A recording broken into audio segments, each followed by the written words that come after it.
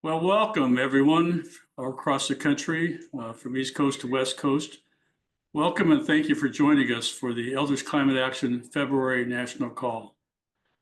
I'm Robert Whitehair. I've been given the honor to be here today hosting this call. I'm a volunteer with Elders Climate Action and a member of the Education Committee. Today's call with renowned guest Joe Simitian will start in a few minutes after I give an introduction to him. For those of you who are new to Elders Climate Action or who may not have heard about us, we are great uncles and great aunts, grandparents, and everyday folks who are determined to do all we can to leave a livable planet for future generations and all of life. Our programs, communications, and chapters are focused on engaging elders in building the personal and political will needed to solve the climate crisis. At ECA, we are elder-centered and volunteer-driven, seeking to inform, inspire, engage, and encourage older generations to take action on the climate crisis at the local, state, and national levels. Some of us on this call may be new to climate activism, while others may have been working on it for many years. But each of us has probably faced a personal reckoning, like I have, and decided that there is no better use of our wisdom and strength, our time and our resources, and our passion and goodwill than to join in the struggle. We believe that collective action is the most effective way to bring policy changes on the scale and timetable that will be necessary to protect all life, working through all of us. And I do mean all of us, in all of our backgrounds, abilities, origins, political persuasions, poor and rich, young and old, and most importantly, our most vulnerable. Climate change, structural racism, and injustice are all ugly byproducts of a system that values profit and property over life. And we are working for an equitable regeneration of all life. And now for the person you really came to hear from, Joe Simitian, who joins us today to answer some of your biggest questions about how to be effective in your advocacy efforts at the state and local level and how to be more impactful. Joe brings a very wide-ranging 4-decade perspective with a background as an elected leader at nearly all levels of state and local government, including where he started out as a city council member, as a member of the school board in Palo Alto, California. Then he went to city council, and as well as also been a leading figure as a California state senator and assembly member. And somewhere along the way, somehow, he also managed to have a very successful career as a member of the Board of Supervisors of Santa Clara County, California, population close to 2 million here in Northern California. Joe authored many environmental laws during his state Senate and Assembly times, including the California Clean Coast Act, the Sustainable Oceans Act, the Delta Reform Act, and the state's 33% by 2020 renewable portfolio standard. He also served as chair of the Senate Environmental Quality Committee and routinely earned a 100% score for the California League of Conservation Voters. We'll be digging in to talk with Joe and learn about his strategies for building effective relationships and getting things done within the local and state government. And to be clear, Joe has extensive experience in California, but we believe that what he has to say will be applicable across the country. We will also be using questions that were developed by a group of ECA members, and we will attempt to answer questions in the questions and answers, which Jen has asked you to put in the Q&A section. And we'll get to those after we answer some questions that Joe and I have already talked about. So Joe Simitian, welcome so much to Elders Climate Action. We are so grateful to have you here. Well, thank you for including me, and for your listeners and viewers. Not to put too fine a point on it, but as Robert indicated, I was first elected to public office back in 1983 as the young school board member here in Palo Alto, California. And just this past December, I termed out of the Santa Clara County Board of Supervisors and have had a range of experiences in between, obviously. So 41 years in elected office through the course of those 4 decades, plus And I'm hoping that some of what we talked about today can be helpful to you all in your good mission. So, Robert, let's go to it. Okay, well, I'm looking forward to it as all our listeners are. So the first question, Joe, you devoted your entire life to a very successful, well-respected 40-plus year career as an elected official in state and local government.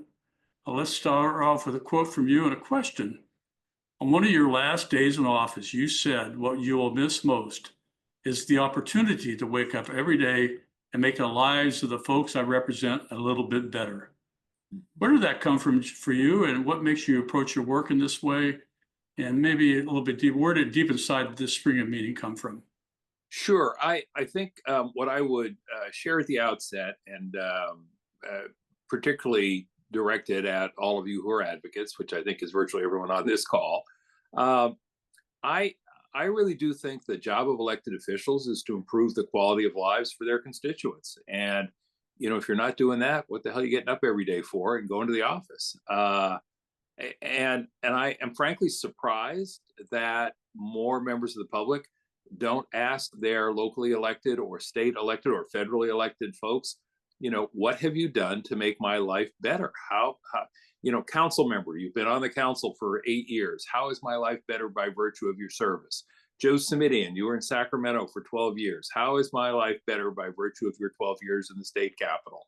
I think this is a question that doesn't get asked often enough, and that I would encourage folks to ask it. You can ask it politely, but ask it. And the other thing I would say is that while the job is to do something, not to simply be somebody, to use the office rather than enjoy the title, whatever it may be. But I think a little candor here. Ego is not an insignificant part of this. I think most of us like to feel that we're good at what we do. If you're Yo-Yo Ma, you like to think nailed it. If you're a Major League Baseball player and you put one over the fence, you like to think I'm that guy. And I think elected officials are the same, but we have, or I should say, have had now as a former, we have the benefit as well of having the work we do have meaning.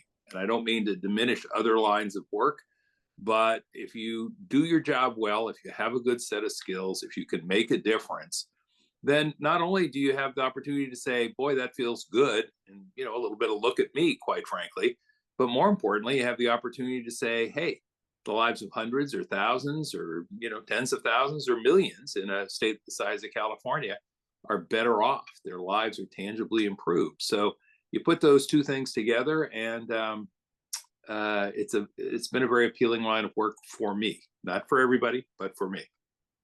How interesting and how insightful. What I hear you saying is that there was a time when you decided to become civically involved. And I was wondering how that started and where did you start? Did you start by running for office, or did you start by calling up your local elected officials?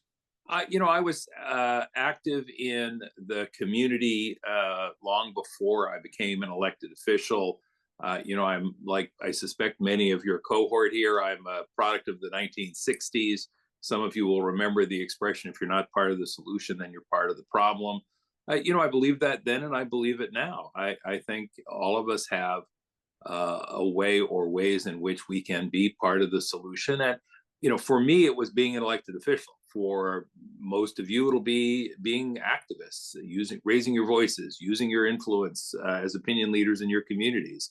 It could be being a business person and creating jobs and paying taxes. It could be a teacher who is, helping to educate the next generation of informed climate action advocates. There are lots of different ways to be part of the solution, but that really, and then I ran for the school board when I was a 30-year-old, unmarried, no kids, and that was considered a little unusual at the time. And in this place, back when people used the word bachelor to describe a 30-year-old who wasn't yet married. And, I had to make the case door to door. Why is public education important?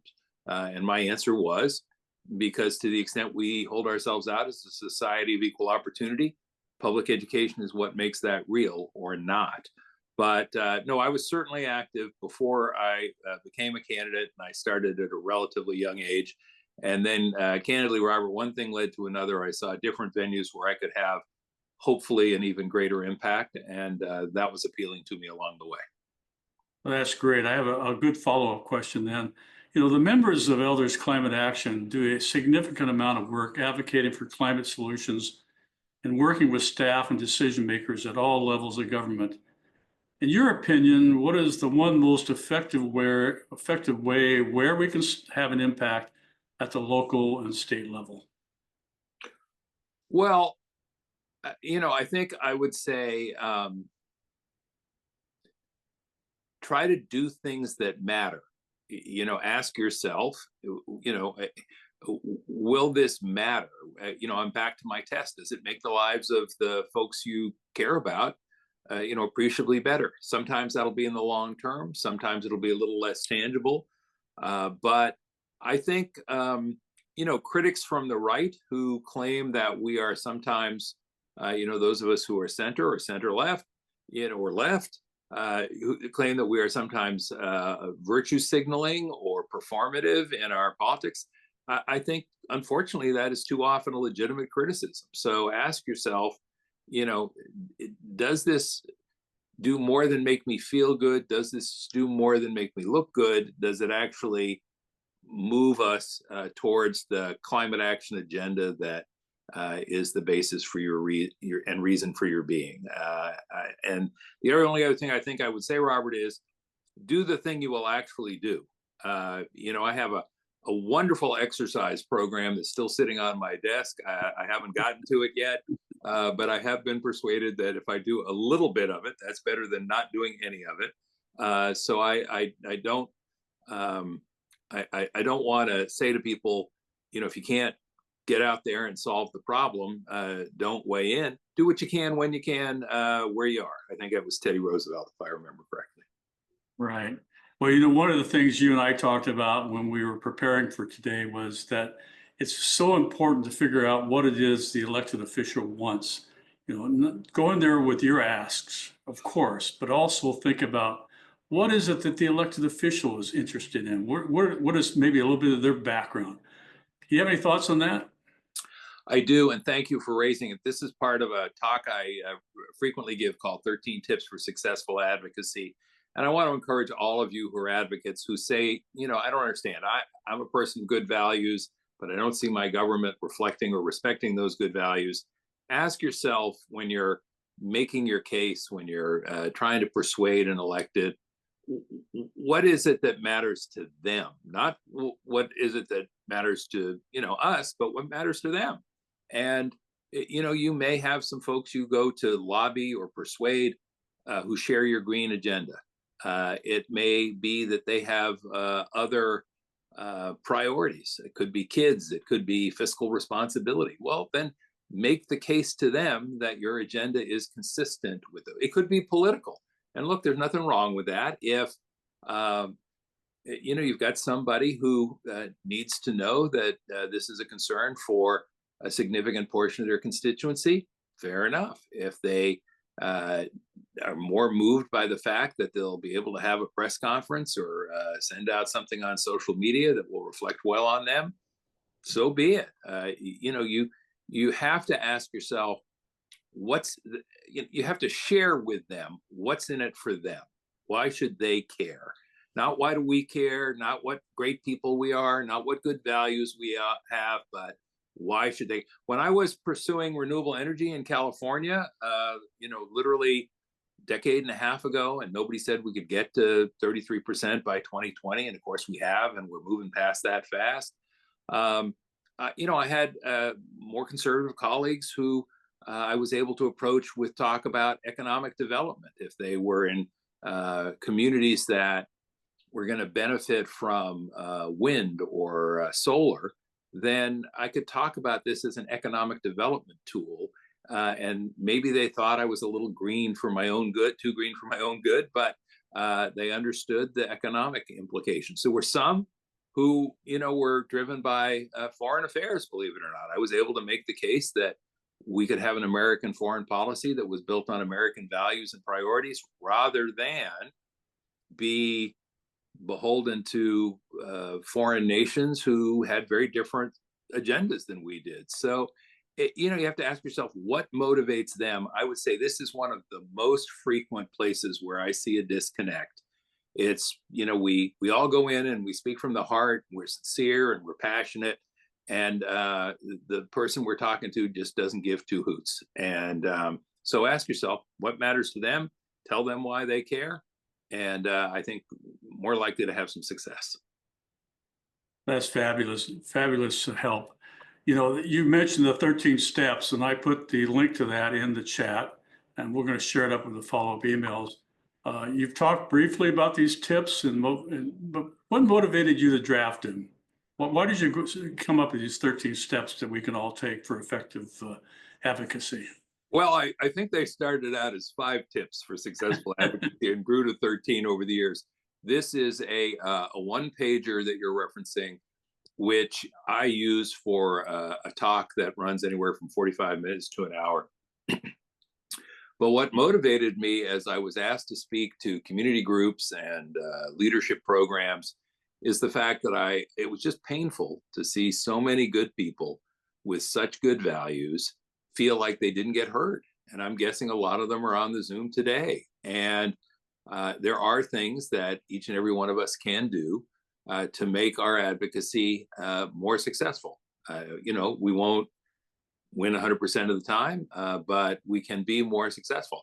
And Robert, I got to tell you, when I have a setback or have had a setback, I often look back at my own tips and realize I forgot one of those very important tips or more. It's easy to have 13 tips. Following them all is a little bit tougher.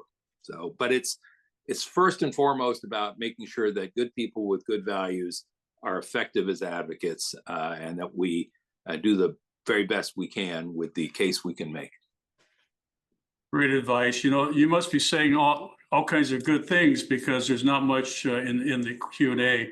So I encourage people, if you have questions, feel free to put them in the Q&A.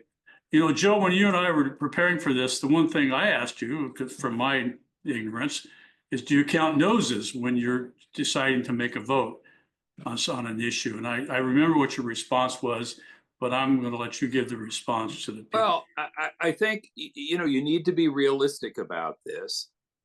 Some people count noses and some people listen to the merits of the argument, and you need to know who you're talking to.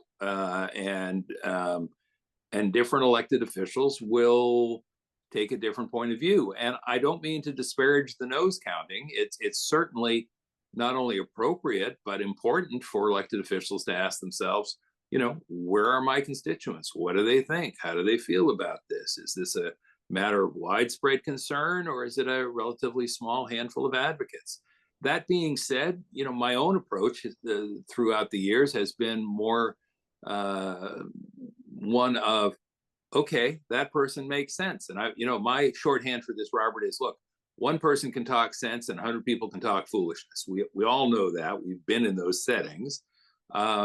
But it is sometimes hard for that one person to get heard. So you got to ask yourself, all right, who, is she the one or is he the one that's going to listen to the argument on the merits? Or are they folks who are going to just say, how many people are on one side or another? The one thing I can tell you is that if you don't speak up, you don't get heard.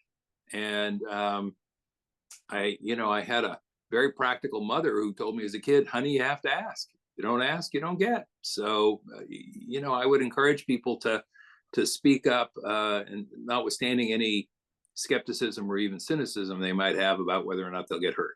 I know you won't get heard if you don't speak up. That sounds so true. And I know our local officials here where I live in San Mateo, California, they list their cell phone numbers, believe it or not. And people are reluctant sometimes to call them. I'm not, but you have to call them. We have a good follow-up question from Janet, who asked, what are the best ways to find out what are the priorities of a particular official? Well, this is a whole lot easier in a digital age than it was when I started. I used to have to say to people, well, go to your school board meeting or your city council meeting and watch and listen, get a sense for what moves people. That's still very useful. Now, more often than not, you can do it from the comfort of your own home. You know, it's probably on a streaming service, and if it's not streaming, it's probably on a local cable television set. But you know, just spend 5 minutes Googling somebody, and you know, put your issue in and see what pops up. And you know, I think you know, I don't mean to be finger wagging or chastising, but you know, if we care about these issues, we have to do a little bit of preparation. I'm not saying make it a, you know, 24/7 occupation, but you know, it doesn't take more than 5 minutes to Google, you know, Council Member Smith climate change and see what pops up. And then you know, if there's nothing about climate change, but there's something about economic development, well, then make the case that climate change and economic development are inexorably interwoven. Talk about the adverse, you know, fiscal impacts of climate change on the community. That's a, you know, you'll figure that out. If they're all about kids in the future, there's a story to be told there about our kids and our future. But you know, it doesn't take a lot of work, frankly, to understand that. That, you know, for those of you who still have newspapers, pick up the newspaper and, you know, read stories. Yes, indeed. You know, there's a question in the chat that I was going to ask, but Libby Trallman has asked, do letters and emails count? That's getting right down into it. Yeah, I want to repeat something I said earlier, which is if you don't send them, they definitely don't count. If, you know, I've watched when people have been outraged, appalled, podium pounding, demanding, and, you know, the elected official leans forward and says, have you ever called my office? Did you ever send me an email? Did you? And, you know, there's this silence. Well, you know, we can't hold our elected officials accountable if we haven't at least put them on notice. And, you know, there are issues that where I feel I've done good and important work, certainly very satisfying work, where it was a constituent who brought an issue to me about which I was wholly unfamiliar. I'm thinking of a breast cancer detection bill that I carried that dealt with something called dense breast tissue. You know, this is more than 10 years ago. And, you know, it was just an issue I was wholly unfamiliar with until somebody walked up to me and said so. In fact, I had a contest that you may remember, Robert, called There Ought to Be a Law for about a dozen years when I was in the legislature, because I thought, you know, in California, our districts are big. I had 875,000 people in my state Senate district. So I thought, why not ask them what they think? And even the folks who didn't get their suggestions chosen and turned into law, which, you know, more than 20 of them did, the folks who didn't get their laws written or their suggestions written into law made me a more informed, wiser representative, so that if somebody else raised the issue, I could say, yeah, I know what that's about. My constituents have been in touch with me about it. So, you know, are there folks who will simply, you know, put their hands over their ears and pay no attention? Of course there are. Are there folks who are regrettably disinterested in what their constituents have to say? Of course there are. But, you know, I think there are a lot of folks out there who genuinely are willing to learn from their constituents and care either on the merits or for political reasons, again. And there's nothing wrong with acknowledging that. If that's what it takes to motivate them, so be it. You know, the fact that people care is a good argument with a lot of elected officials. Indeed. Well, you're credited with being among the best legislators at moving legislative action forward in this region of California, both at the state level and at the county level. Can you shed some light for elders, climate action members, and help us understand how we can best approach solutions to the climate crisis?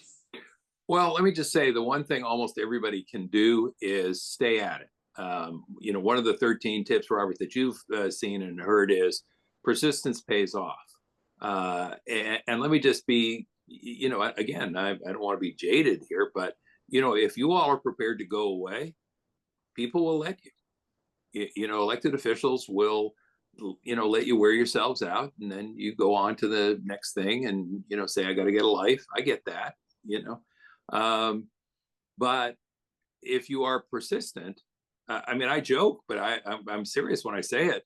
You have no idea how often people say yes just to make you go away. And you want to be those people, if I knew it. I if knew if it. no, if that's what it takes, that's what it takes. And Yeah. the one thing, I don't care how limited your resources, how you know influential you may or may not be, the one thing we can all bring to the effort is persistence. So stay at it. And um,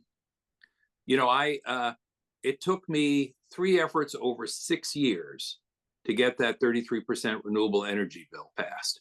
If I had been willing to just take the veto, wouldn't have been, successful eventually. One year I brought the renewable energy bill up, and it got back to the Senate where I was serving at 11:52 in the evening, 8 minutes before the clock struck midnight and the session was over, and I was simply a victim of timing. And so, came back a third time, and the third time was the charm. I'm also, as the Californians in the group will know, or may know, that I was the author of the hands-free cell phone bill for California drivers. If you're driving, you can't have that handheld cell phone up there. Well, that bill took me 6 efforts over 6 years. I mean, year after, and it was more or less the same bill each year, but it took time for people to understand that this was a real problem, that we could have an impact. And the message I want to give to all of your viewers is persistence pays off. The first year that cell phone bill was enacted into law, we saw a 20% drop in fatalities in California. That was 700 fewer lives lost unnecessarily. And, what that meant was every day a couple of folks were able to sit down to dinner with their family and have dinner who otherwise wouldn't have made it through the day. So, now multiply that with the impact of climate change. And I think it's worth some persistence. So I know that may seem pedestrian, but or not terribly clever, but it's, as I say, something everybody can do. Indeed, indeed. Yeah. Sometimes the mundane work is the hardest, and that's what I hear you talking about. Along the way, though, in your persistence, which I really admire for what you've done, were there certain ways of framing the message that worked better than others to sway opinions or decisions, either to you or to your fellow elected officials? Was there some way of saying it that seemed to work better than others? Well, I guess, I want to go back to what I said a little bit earlier in the conversation, which is, you should ask yourself and then articulate, why should the elected official care? What, and to be a little bit crass about it, what's in it for them? Why, if you make your case and the reaction is some version of so what, then you haven't framed it right.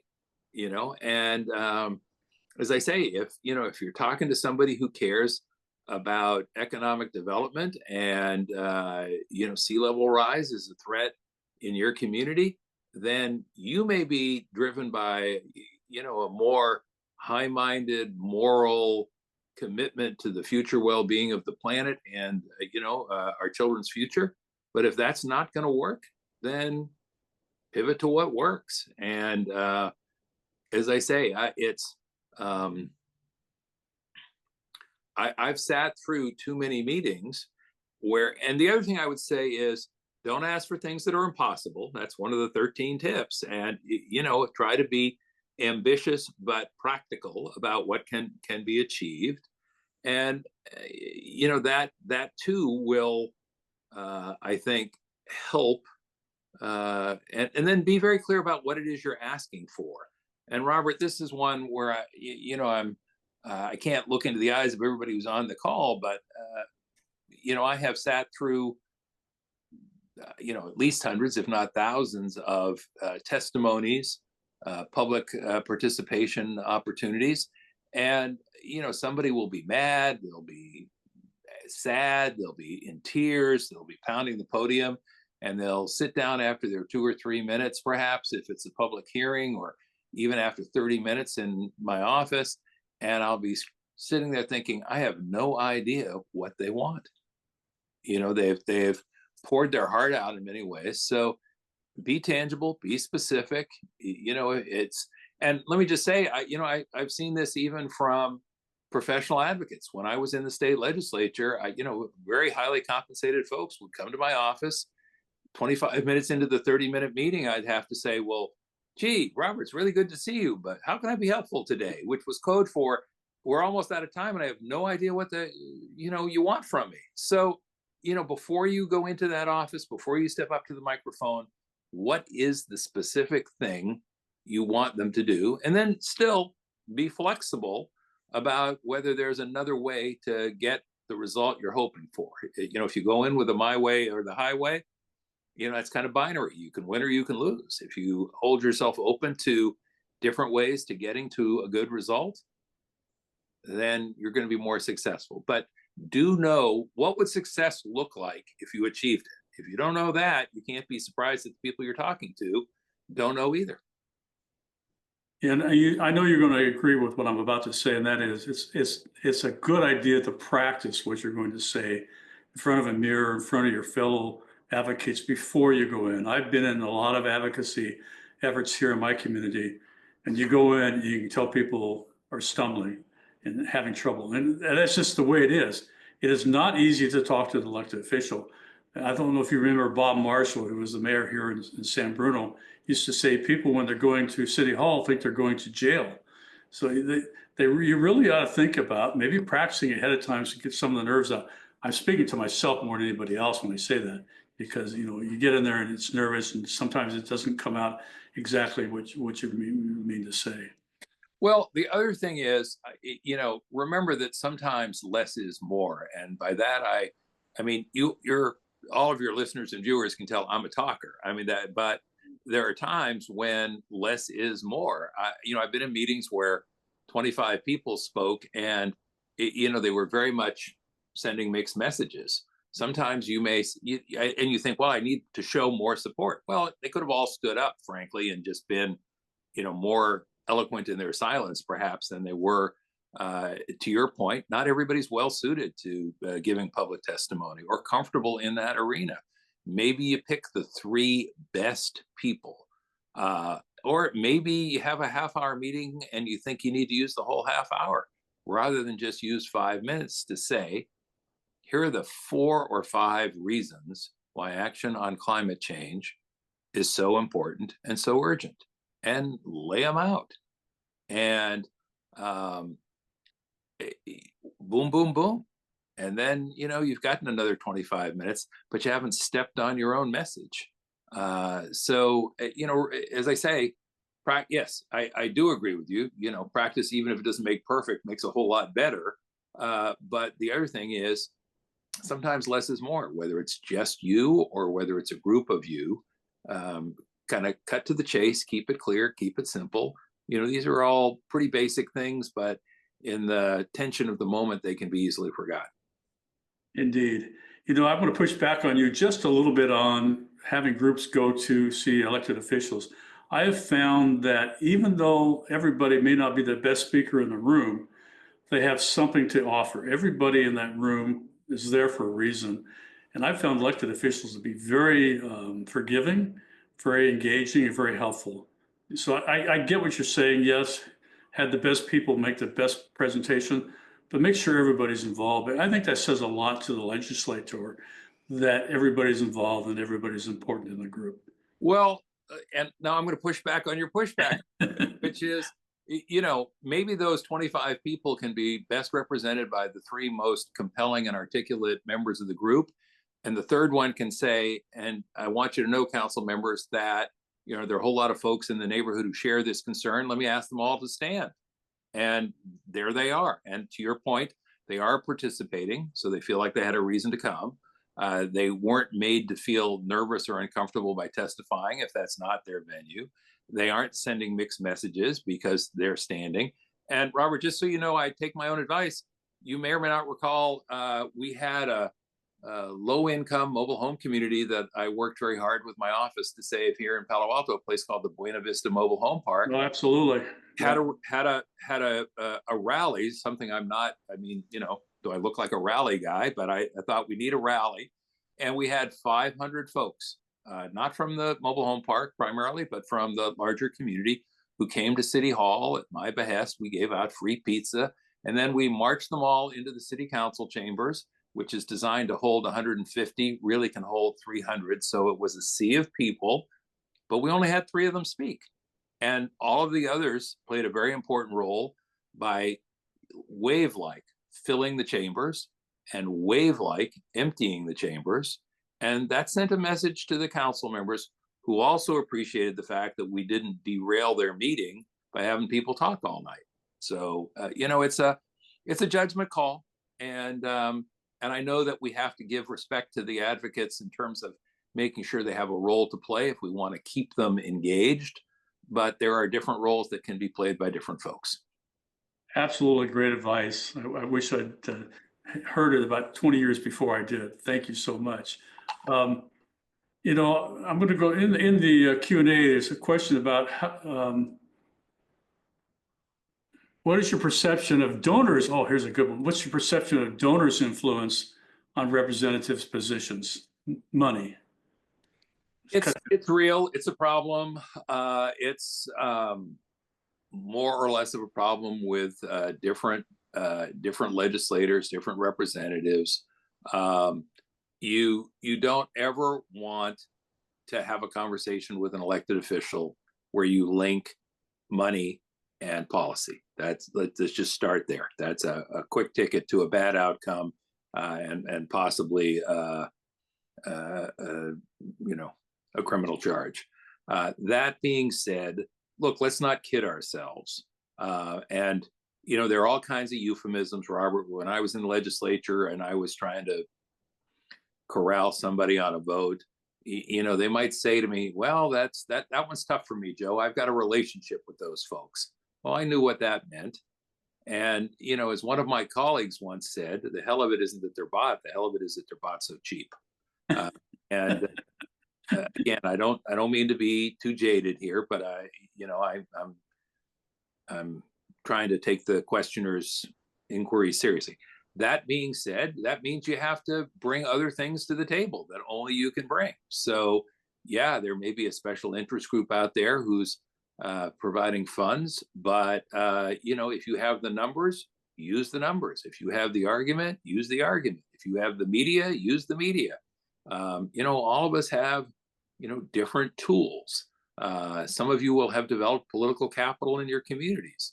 Use it sparingly, but use it. Don't die with all your political capital in the bank. That's not a good thing to do. And so is it real? Yeah, it is. And again, I think there are times when you can, flip that. And, I will say that folks in the environmental community and folks in the sort of the broader network of environmental activism, sometimes poo-poo or dismiss the fundraising chores that elected officials have, but they're real and they're significant. And you may not be able to compete dollar to dollar with special interests, but again, do what you can. Don't sort of say, well, we just can't compete. Have a small dollar fundraiser and help that elected official get new people on their list. And, and I hope no one's thinking, oh, that's beneath me, or I don't want to be soiled. Really? These are people who are taking political risks to advance a climate action agenda. And, they deserve our support. And whether that's, door knocking or small dollar donors or having a coffee clutch, let's do what you can. Great advice again. There's a lot of questions in the Q&A about specific things such as pressers and rallies and special meetings and showing up for new events. Those are all very effective ways for any elected official to come out and show that they care and actually give a little bit of credence to the person who invites them. What advice do you have about setting up like a presser or a rally? You mentioned one rally for the mobile home park. What about coming out to a store opening? I'm just making some of these up here. What's the best way to approach an elected official for that? I would ask yourself in every instance, why am I doing this? What would success look like if I achieved it? So the example I gave where we were, fortunate to get 500 folks was one where I felt pretty confident that we had a city council that was sympathetic, that wanted to do what I thought was the right thing, but they needed to know that the community had their back. And when 500 suburbanites packed it, not just the folks from the mobile home park, but 500 suburbanites, voters packed the council chambers, that was not meant to pressure or certainly not to intimidate. It was meant to say, hey, we think you're good people. We know you want to do good work, and we have your back. And if you do this, you'll have support from the community. But the point of that explanation, Robert, was there was a reason for doing it that we could articulate. So don't have a rally because it'll feel good or it's exciting. Have a rally with a purpose if you're going to have a rally. Speak with a purpose if you're going to go to a meeting.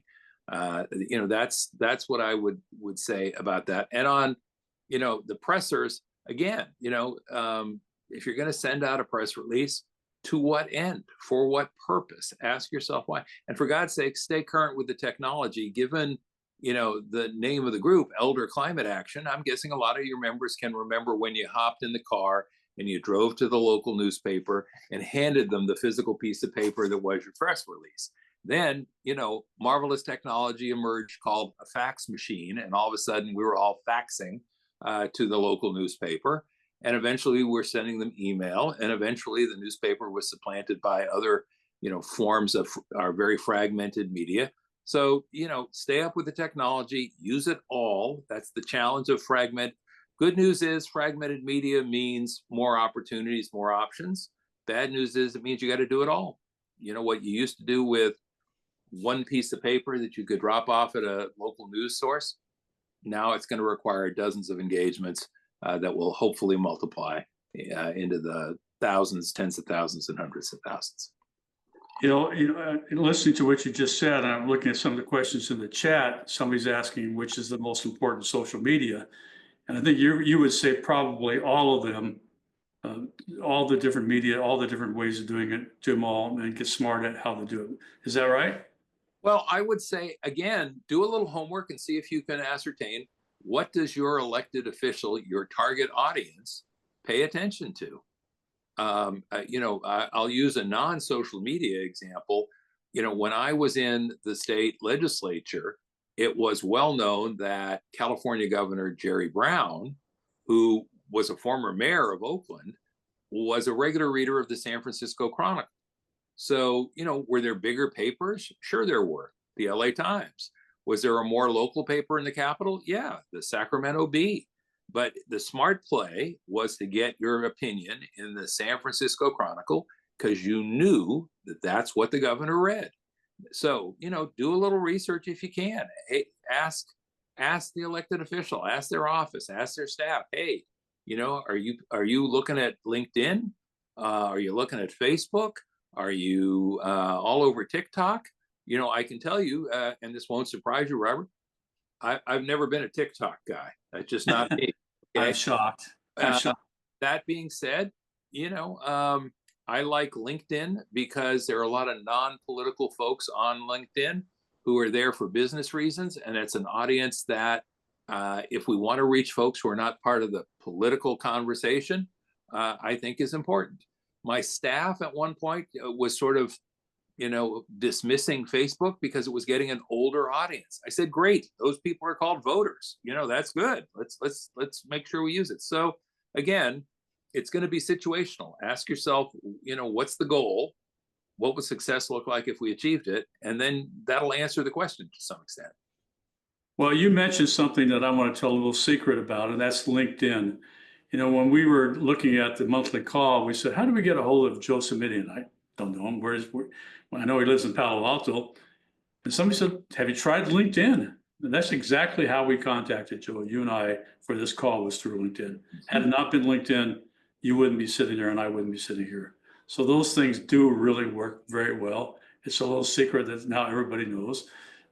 Pay attention to LinkedIn. It's very, very effective. And I think it's because maybe you agree that it's not so threatening to people when they get a message from LinkedIn.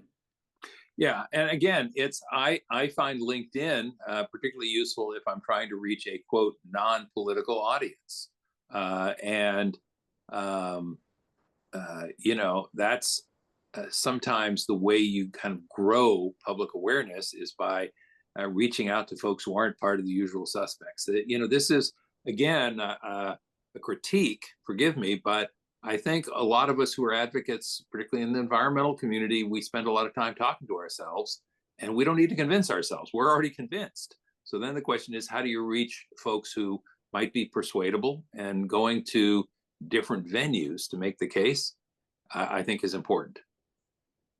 I have a question on kind of a little bit different tact. Somebody writes, Ellen says, I'm so appreciating this info. Some of it seems like it was for the before times. I think we know what that means. When we had rational discussions in Washington and even some state houses. Do you have any ideas for the times we're in which bullying and fascism are the fashion? Well, I don't want to diminish the seriousness of the times we're in, but and certainly some behavior has been normalized that we could not have imagined, even a decade ago. That being said, I think most of these rules still apply. You're not going to convince somebody that 2 + 2 is 4 if they're committed to saying that 2 + 2 is 5. You and I may know that it's not 5, it never has been 5, and it's never going to be 5. But if that's their story, that's their story. So I don't want to be, rosy about that or disingenuous. That being said, most of these observations, I think, you have to say, all right, look, I mean, that's why when I was on the floor of the California State Senate with my, there were 40 of us, so I had 39 colleagues. I knew that climate change and air quality were not going to help me make the case with some of my colleagues. So, and I wanted a bipartisan vote on the bill, even though I didn't need it to pass the bill. So I made economic arguments because I knew that would appeal. I made foreign policy arguments because I knew that would appeal. So, there are very few people you can't find common ground with on something. And, look, I'm not diminishing just how off the deep end some of these conversations go in different venues, whether it was Sacramento in my time or Washington these days. I've talked to my friends who are former state senators, state legislators in California who are now in Washington, and they just shake their heads to your questioner's point. But again, you can find something, and all of the old times, the cliched, the hackneyed, grab a meal with somebody, find, something that you have in common. And, this will, for example, I mean, forgive this will seem a non sequitur, but I hope it helps me make the point, Robert. And to your questioner, when I was pushing this breast cancer bill, the bill was vetoed by the governor the first year I pursued it. So I went back a second time, and I decided I would get every co-author I could. Now, there are 120 legislators. I was one of them. That meant there were 119 targets of opportunity to be co-authors. And I got 101 of them to be co-authors, to put their names on the bill. And I did it by going door to door to door. But I had some holdouts, particularly among the Republican members. And it turned out I had a working relationship with a guy who was pro-gun, pro-Second Amendment, which was not where my voting record had been. Let's just be clear about that. Mm-hmm. But I sat down to dinner with him, told him what I was talking about. He said, well, that makes sense. I said, well, I don't know how I can round up these last members. He said, well, I'll help you. And I said, really? And he said, absolutely. And off he went. And we ended up with a very unusual coalition in support of the bill. So most of these tips, again, I'm not trying to be a Pollyanna. I'm not trying to be overly rosy, but most of them will still work. I know there are folks out there who are just going to do what they do for political reasons, or because, they have a vested interest in a particular point of view or a particular message. But I'd say keep pitching, keep trying. Great advice as always. And I have one final question from Massachusetts, and then I have a final question of you. Ellen writes, in all of our environmental climate efforts in Massachusetts, our side, in quotes, always wins the hearing room. And I've heard this one before. Often 200 of us to 5 to 10, to 5 to 10 of the opposition. Winning the hearing room is easy. Her question is, how do we amass the power outside of the hearing room in the office over and over again? We'll never match the money. However, can you give a few bits of advice to gain that power in the office that translates into passage of the bill? In other words, it doesn't always happen in the assembly room or the hearing room or the council chambers. Yeah. It happens somewhere else. We all know that. And how do we get to that? Well, let me share one of the tips that is broadly applicable. And by the way, I say this as a former resident of Needham, Massachusetts, and Stephen Palmer Elementary School product. But you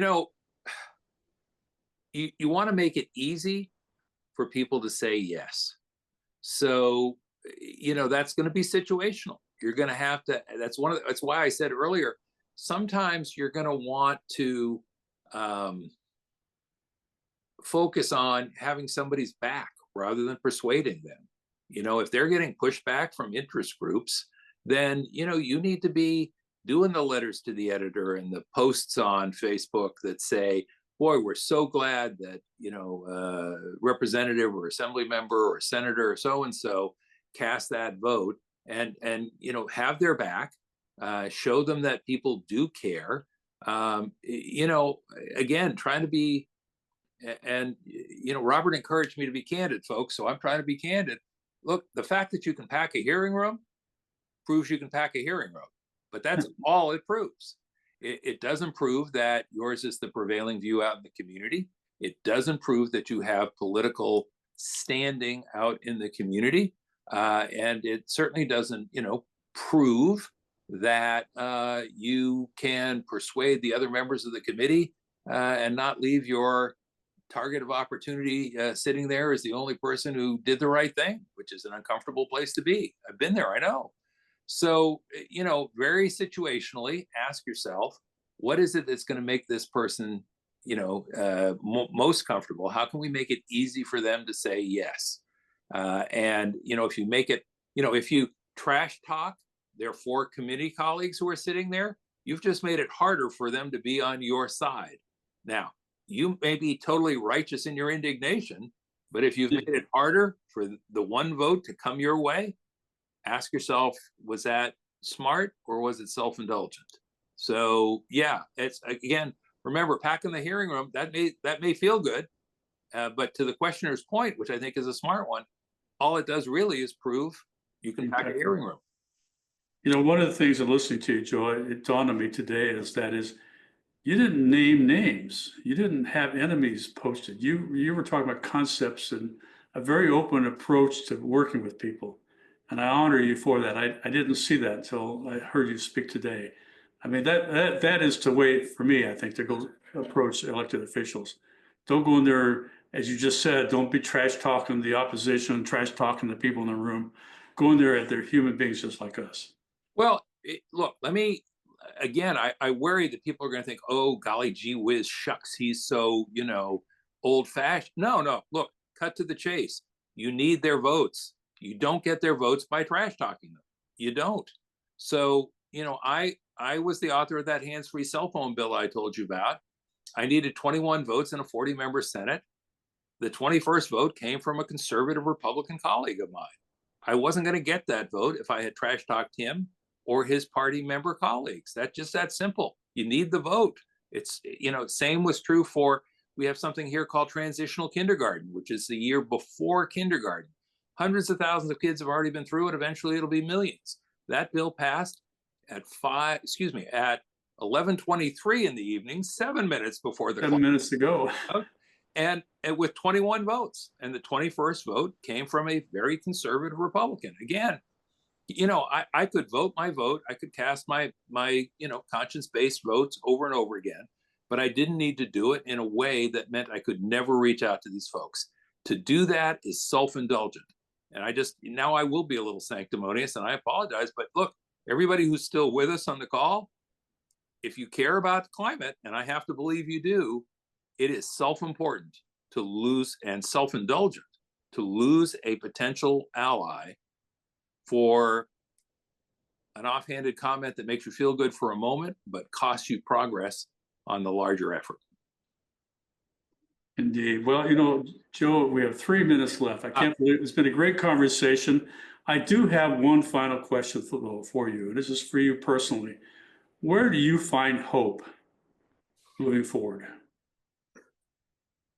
Well, as one of your questioners, and I'm sure others intimated, we're at a critical time in the nation. That's an obvious statement. I have hope that both the American public and our institutions will rise to the challenge. And I have hope that if our institutions are not up to the challenge, that they will evolve, change in a way that makes them capable of dealing with the challenge of our times, the challenges of our times.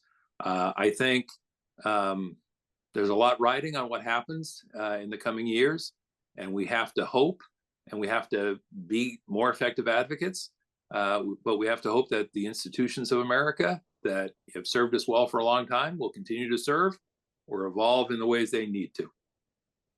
And on that optimistic and hopeful note, I'll say thank you for including me. I hope there was a kernel or two here that was useful to the folks who are on the call.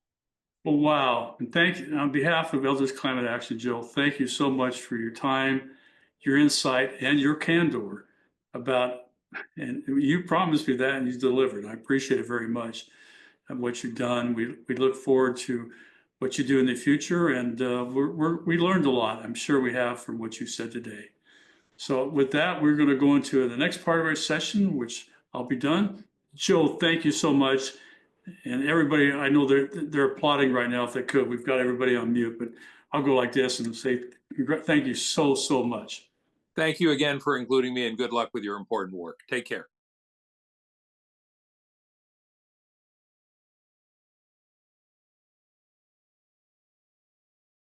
Excellent. Thank you so much, Robert. Hold on, I don't think anybody can see me. Let me just add myself.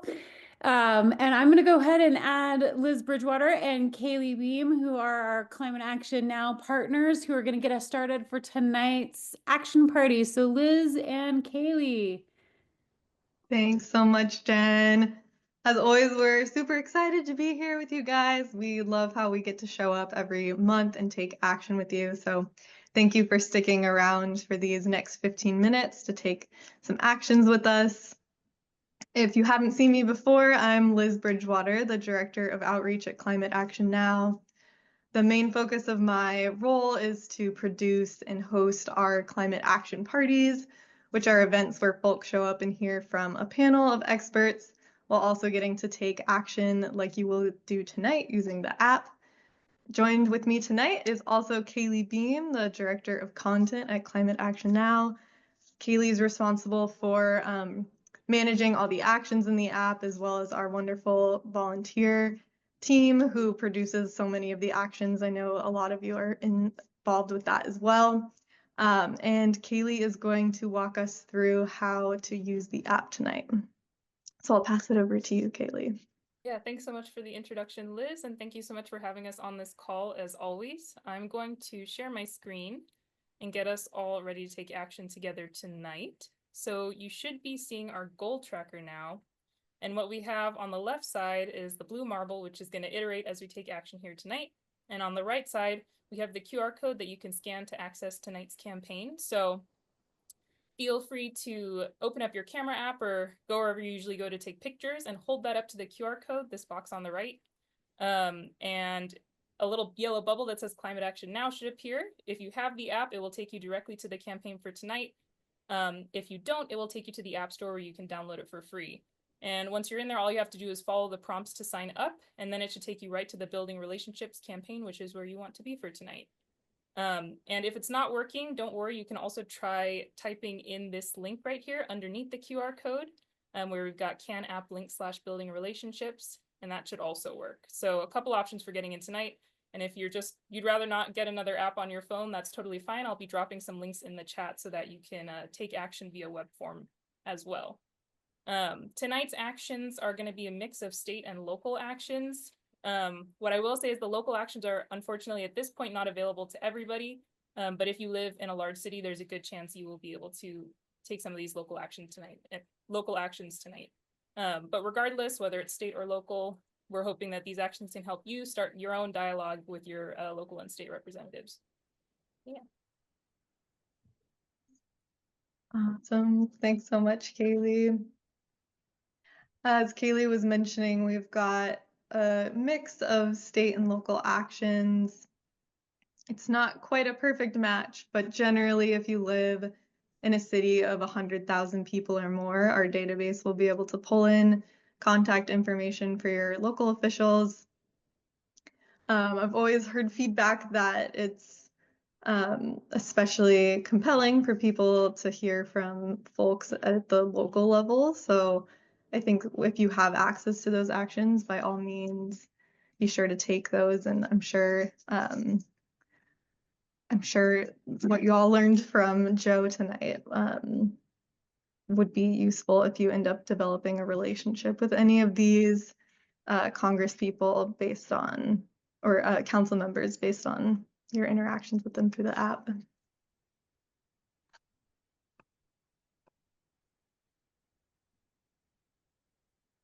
And Kaylee, did you say you're gonna drop? Oh, I see. Yes. Sorry, yeah, I was the web trying form, to type web form quietly. action. Just drop the first web form link in the app. So if you prefer to take action on the computer, this is a link to an action that's on our Climate Action Now website. And I've got a few more that I'll just be dropping in the chat periodically. This first action that Kaylee has dropped into the chat is urge state leaders to deny new facility permits based on cumulative environmental impact in frontline communities. This action is hosted through Voter Voice, even though it's on the Climate Action Now webpage. The way that this will work is that once you fill out your information once, as long as you're continuing to use the same browser and device, Voter Voice will remember your information for the next ones. So have no fear. If you see the fields that you have to fill out on this form, it will just be the one time, hopefully, and then you'll be set up to do these next Voter Voice actions from there.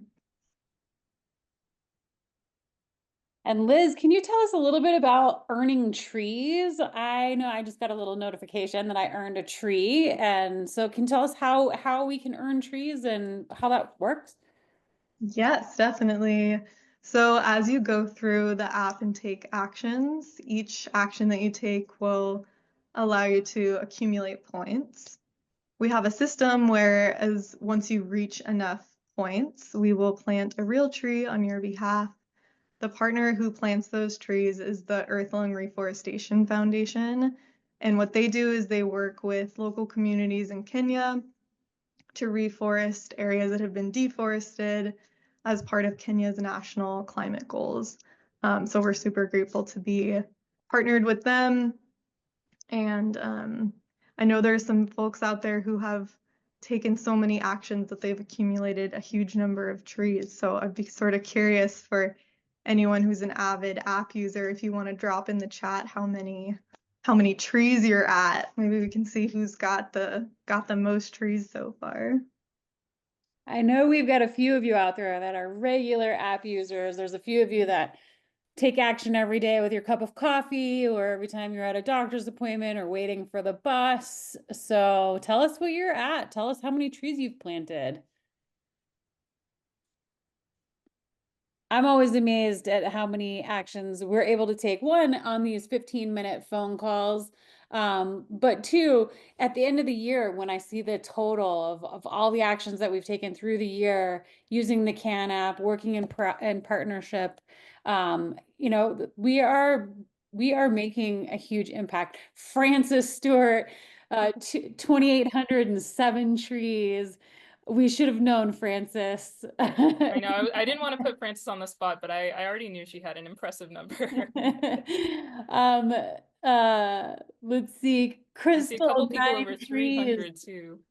We got Leslie, 336 trees. Michael, 306 trees. Like that's just so awesome. I think, you know, from the 9 trees to the 2,500 trees, it doesn't really matter. It's how cool is it that we can take action and we can do something good that reduces carbon emissions, greenhouse gas emissions at the same time. Yeah, and I think altogether, CAN app users, just by taking action, have already planted over 112,000 trees. The number's somewhere around there. So it really is, you know, whether, like you said, you're at 9 trees or Francis is 2,800, you know, you're part of that number contributing to that. Absolutely. I didn't It's look to see how many trees I'm at. sort of fun to try to visualize what these numbers are like in real life. I don't know how big the trees are at this stage, but I like to imagine a Francis forest in Kenya just full of 2,000 trees. I love that. Such a great visual. Good hopeful visual. I think we all need hopeful visuals right now. Oh yes, more than ever. Kaylee, how about some of the other web form actions? I see you dropped a second web form action in. Do you want to tell us a little bit about this action? Yeah, we've got a couple that are focused on frontline communities and really denying permitting for, like Liz was saying with the first action, we've got a couple along those lines, denying permits for polluting facilities. We also have one that's coming up around, I believe, accelerating clean energy development in your state. And then the second one that I shared is actually setting statewide targets for the conservation and restoration of forests and wetlands. So just encouraging your state leaders to set these progressive targets and yeah, really support clean energy development too. So the clean energy one is 3 or 4. So just dropped another one in the chat. Excellent. And yeah, this one is, it's loading. Give me 1 second. Well, we've got 141 actions in 9 minutes. It's always so fun to see. I love it. So keep going. We've got another 6 minutes of actions. I think we can get to that 200 goal with this sort of steady uptick I'm seeing here. Yeah, the action I just put in the chat is tell your state leaders to provide grants for microgrids and community solar projects. So that's what I was talking about on the clean energy development front. So that's a great one. I know a lot of people that we work with kind of see clean energy as the real hopeful thing that we can hang on to as we, you know, navigate the current administration. Because clean energy development is happening and the momentum might be able to be slowed, but it really can't be stopped. You know, solar is, it's just now very cost competitive and it just makes sense. So see a lot of actions in the CAN app on that front for sure. Absolutely. There's a lot of polling that indicates too that clean energy is actually appreciated across the aisle. People across the aisle want energy production, and I think that in red states, there's a lot of clean energy investments that are happening, and we've seen a lot of especially investments from the Inflation Reduction Act. And so there's a lot of interest in red states to protect clean energy and clean energy investments also, because those investments are really fueling the economies and jobs in those states. So, you know, it's not a political issue, right? It's not a partisan issue. As we all know, climate change has never been a partisan issue. It is a human issue. It has just been made political. So there's a lot of interest across the spectrum in clean energy.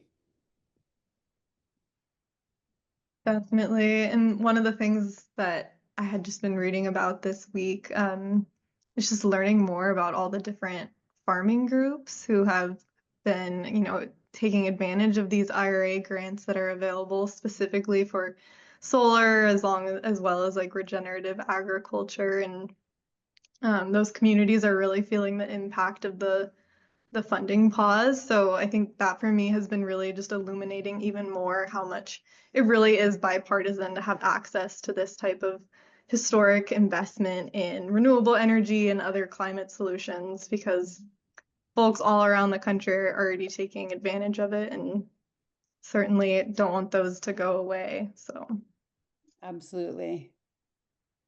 Most people, the Environmental Polling Consortium has recently released some data that says most people across the spectrum in their top 10 believe that clean air and clean water is highly important and is something that should be provided by their government. So I always kind of fall back to that too, of being a hopeful point, right? We can all agree. We think clean air and clean water are important. And so let's focus on those things and see where that takes us.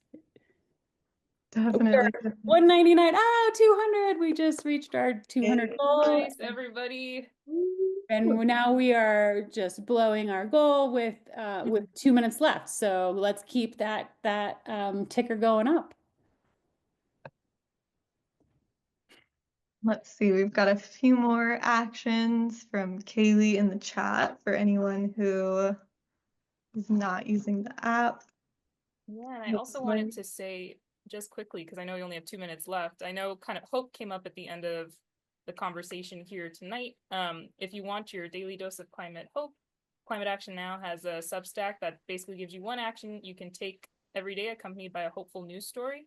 So that's another link I'm going to drop in the chat, just in case that that's the kind of news you want to see in your inbox. I know I love hopeful news myself, especially right now. Absolutely. Yes, and if you haven't had a chance to interact with Sam Mady, who's the author of the Substack that Kaylee was just dropping in the chat, he's just an incredible guy, like just got so much enthusiasm and absorbs information so rapidly. So he's really the driving force behind that newsletter, just soaking up lots of information like a sponge and then translating it back to you with all of his hopeful insights. So very grateful to have Sam's sort of an analytical superpower behind that Substack. Well, we are almost at time, and I just want to give an extra thank you to Joe for joining us tonight. Thank you so much, Robert, for your outstanding interview skills, and to everybody on the Education Committee for all of your commitment and hard work, to all of the programming that Elders Climate Action provides. The Education Committee doesn't get praise enough for all of their hard work bringing these monthly calls together and hosting these monthly action parties. So strong praise to all of them. And if anybody on this call is interested, that team is always in need of more members. So if you want to help host events like tonight's call and help select who those speakers are and help us coordinate with Liz and Kaylee at Climate Action Now, please email me, info@eldersclimateaction.org, and let's talk and see how we can get you more involved. We made 240, there we go, and 240 actions tonight. So thank you all so much, and I hope everybody has a really wonderful rest of your evening. Good night, everybody.